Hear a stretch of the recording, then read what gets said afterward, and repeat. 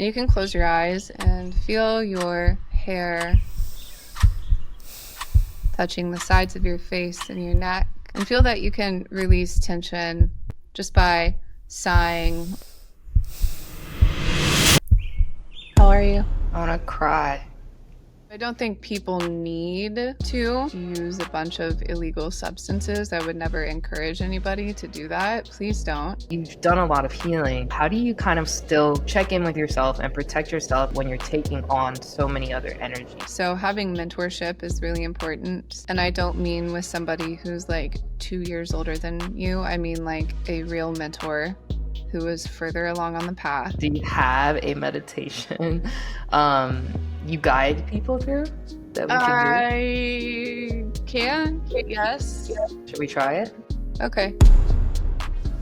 Is There More is the podcast where creators share how their darkest moments became the breakthroughs that changed everything. We're building a space for raw stories, deep connection, and real hope for everyone who's still writing their story. Brought to you by Dialog Life Skills, the world's scalable solution to the teen and young adult mental health crisis. I'm your host, Natalie, and I'm listening. We are teaching a free 6-week Dialog Life Skills workshop starting August 18th on Monday nights at 7 p.m. Central Time, and we would love for you to join. So bring a family member, friend, coworker, or follower, and click the link in the description to sign up. Now, back to the show.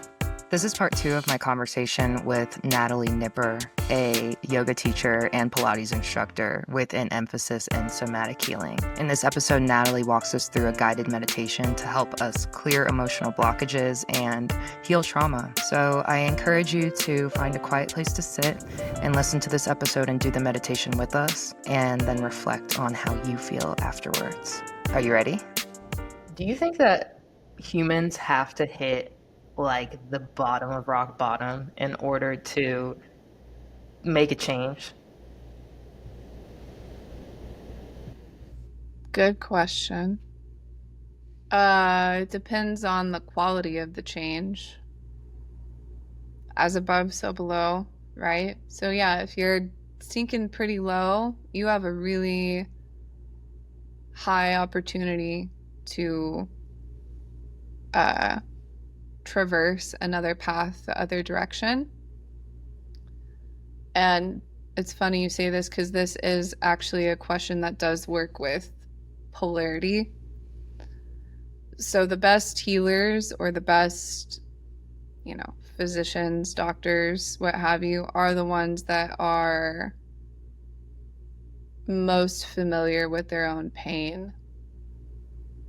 Same thing for the yoga teacher, the one that's most familiar with all of their injuries, physical, mental, etc.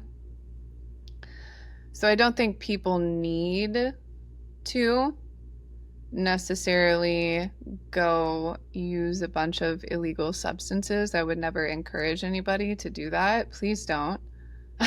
I can laugh at myself now. Yeah, it's kind of dark.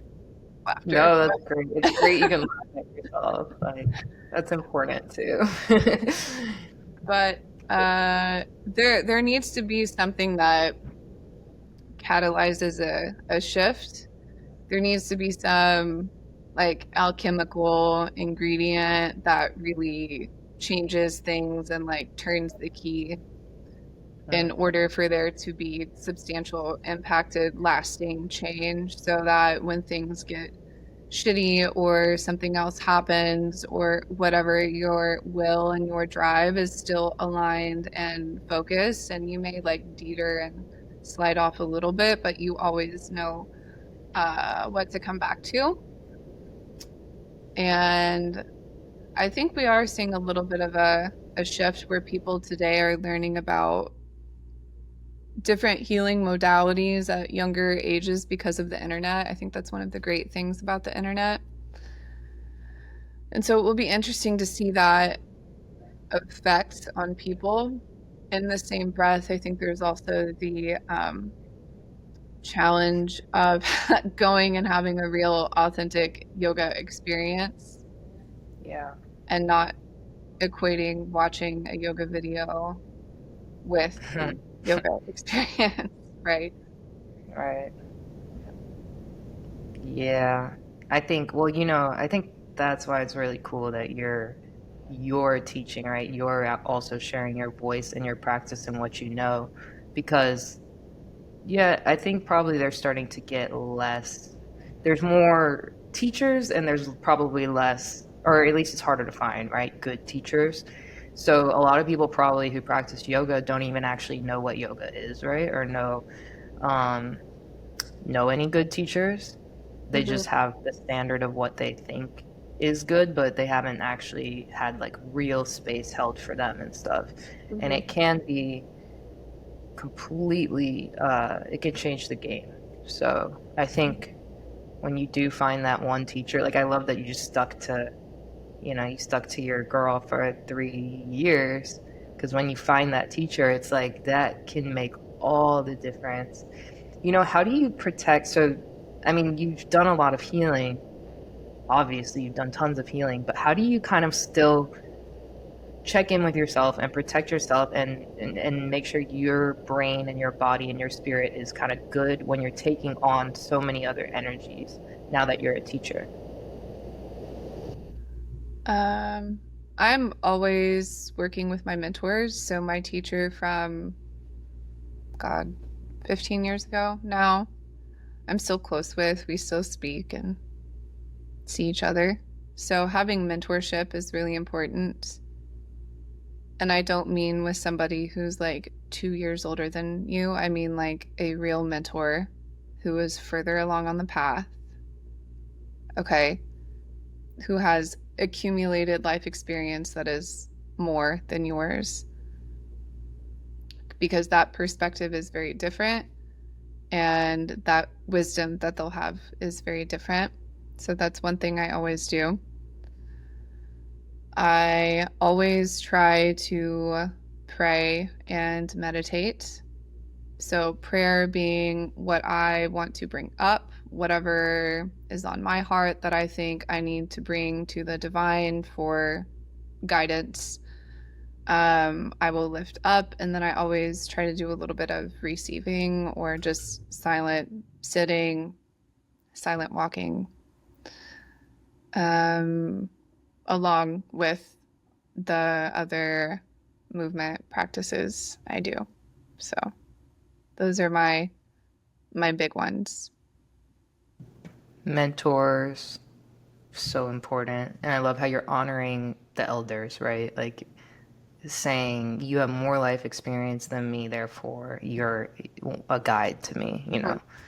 I love that. That's so important in my life too. And walking in silence, sitting in silence, meditation and prayer, asking for guidance and listening too. Mhm. Speaking of meditation, do you have a you don't have to, but do you have a meditation you guide people through that we can do? I can, yes. Okay, Um, should we try it? okay. So you just want to find a space that feels comfortable. It could be standing or seated in a chair, but try to make sure that it's a room where you feel safe. And if you are somewhere not at home, find a corner that feels still. Okay. And you can close your eyes if you want to, or you can keep them open a little bit.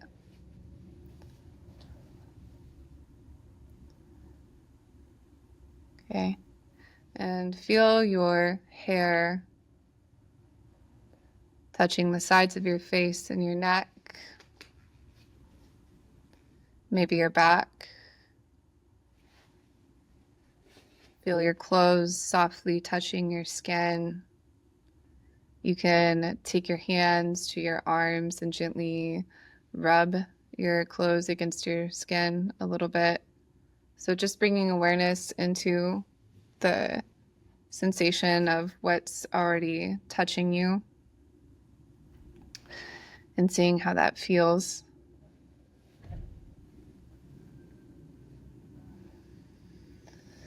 Good. And then bring your hands to rest on your knees or down by your sides. And start to just move your rib cage a little bit. So feeling your ribs move your body side to side. And then start to move your shoulders on top of your ribs just a little bit. Good. And working with feeling more. So feeling the front of your rib cage, the top of your rib cage, the back of your rib cage, sides of the rib cage, inside of the shoulder, top of the shoulder, collarbone, clavicle, shoulder blade. And feel the skin around your ribs and shoulders and neck soften like they're having a nice sigh. Yeah. And feel that you can release tension just by sighing with your skin and taking little movements that feel comfortable. And feel that these movements are lifting you up higher, almost like you're floating with your soft skin. Yeah. Good. And then move your awareness all the way down to your hips and the bottom of your pelvis. And gently rock side to side. If you're walking, you can move your hips more and feel them swivel. Almost like a figure eight, maybe. One hip goes forward, one hip goes backward. So it's this cathartic patterning.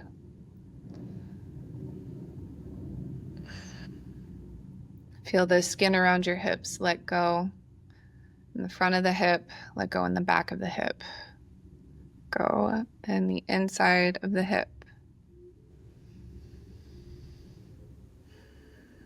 Good. Okay, and then just come to stand or sit. And feel deeply within your body. See if you can feel your muscles, just the muscles, softening. So they're holding you upright, but there's no effort. There's no rigidity, but there is still that like work.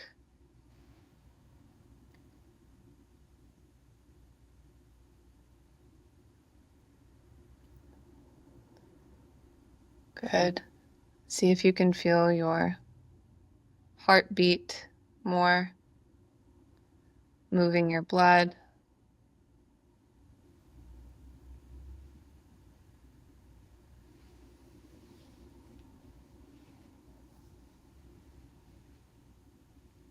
Good.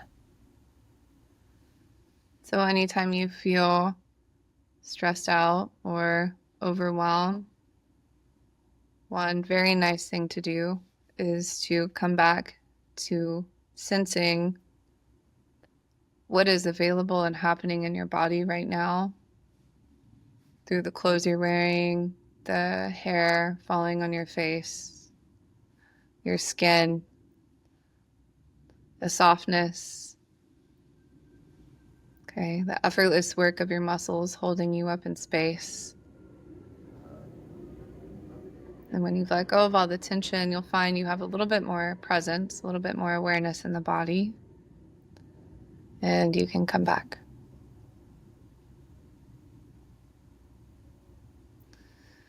Whenever you're ready, open your eyes, but keep the sensations. So don't let what you see take away from your capacity of feeling.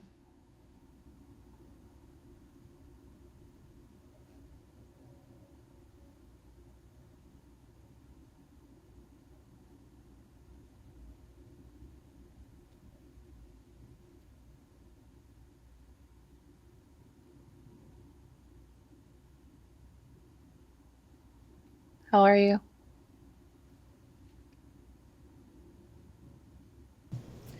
I want to cry. I have this practice, relaxation, and I don't do it. That was amazing. I don't do it as you did it, often. But it reminds me of my method acting class, where we would always like relax our whole body in. I found at a certain time that when I fully relaxed, I would just start crying every time. And it's funny, I have the same, it's not super intense, but the same kind of, when I relax, I always want to cry today. I wonder if it's just, that's how I am.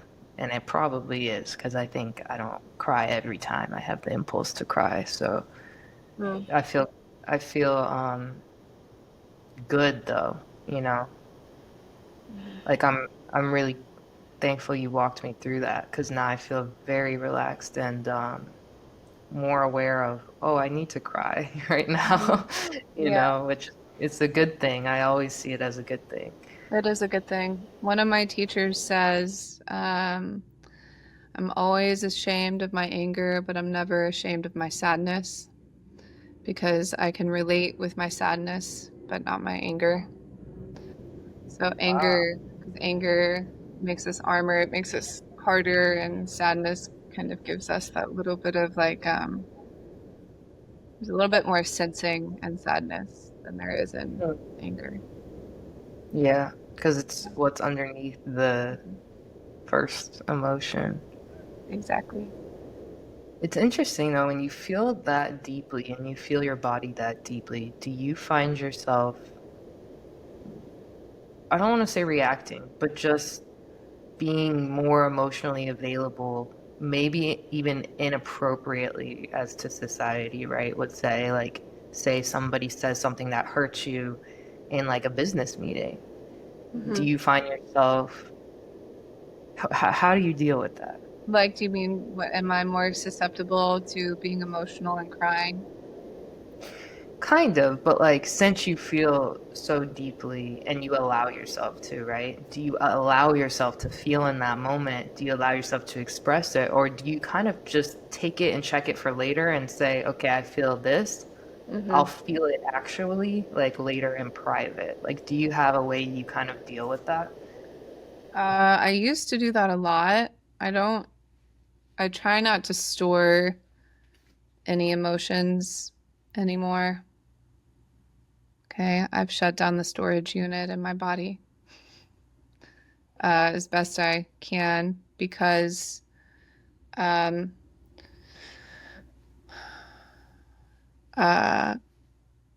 feeling yourself more gives you more awareness of who you are potentially beyond this life. And so the actions and decisions that other people make, which may cause you harm or suffering, they stick less. So the way I work with it is I don't push it away. I still do my best to try to feel it, in the sadness and in the pain and the grief. And then in experiencing it fully, it's like its lifespan is shortened. So then there's room for something else to be experienced fully, like peace, maybe spending some time in nature, or joy if you're doing something you really love. And that experience swells up and comes in, and you can have it's almost like a balloon effect where it just like kind of envelopes you. And then that subsides as well. I think we have to be really careful with trying to say that we'll feel things later, because we are a little bit more like a fox when it's chased by another animal, I think it's a fox, it'll play dead and stick its tongue out and like on the side of the road. And the other animal hunting it will run off. And then it gets up and it viscerally shakes everything off, right? And so we like to think that because we're so smart that we can override our emotional capacity, but intellect cannot and does not override emotional capacity. So they can work together. Intellect cannot and does not override emotional capacity. Nice. So I love how you said you allow yourself to feel things fully, because then it shortens the lifespan. And then you're able to have the space to feel something else fully, maybe more favorable, but at the same time, not holding on to, like, also letting everything feel and release, and not trying to like hold on to any, even if it's a good feeling, right? Can't hold it, grip it to death. It's gonna eventually go away too. So it's like waves, like the ocean. Yeah, it's like what 𝗧𝗵𝗲𝗿𝗲 said about the waves knocking you down. In the beginning, you walk out into the sea, and a little wave comes and splashes against you, and whoa, you lose your footing, and whoa, what was that? Oh, and you're like, okay, and you keep walking, and then the waves start hitting you, and you're like, yeah, whatever, I remember you. Keep going, and then maybe you go a little bit further out, and then you're like, whoa, again, like I didn't realize this was over here. But then you come back and you keep going, and then they maybe jostle you a little bit less. Yeah, because then you're more buoyant, and you're able to have that dexterity emotionally to handle yourself differently. Wow, Natalie, I feel like I could talk to you. I feel like there's a glacier deep to go with you. I feel like there's so much depth to you, and we only touched on like a tiny bit of your story, and you have so much more to share, I'm sure. But I will have to have you back for a part 2, where we can just go deeper, because this is really fascinating stuff. And the way you articulate it, and you share it with your energy, you share it with your words, you share it with metaphors. It's been really, really enriching for my emotions, mind, and spirit talking to you. And I know that's what you're always striving to give people. So I just want to say I'm receiving it, and thank you so much for having this conversation with me today. I feel really, really grateful. Thank you, Megan. Thank you for having me. That was Natalie Nipper at @NatCatnip, cat with a K. I am Megan A. Tully, and this has been Is There More? Thanks for listening.